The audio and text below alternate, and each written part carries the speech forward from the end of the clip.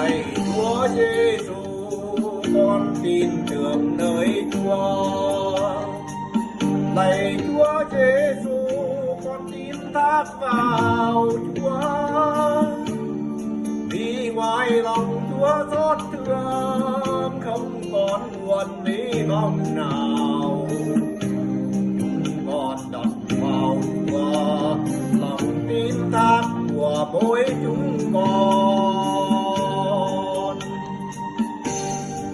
Con nguyện dâng Cha mà đứng cao tôn và chí thánh. Mẫu mình con Cha đầy tâm linh nhồn và thiên tình,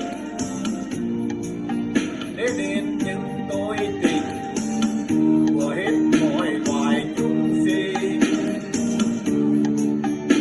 Ngài chết treo tâm mình, đem ta về dòng nước tái sinh.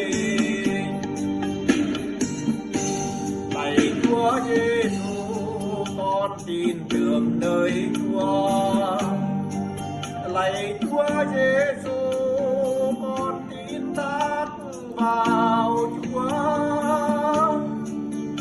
Vì ngoài lòng Chúa xót thương, không còn nguồn hy vọng nào.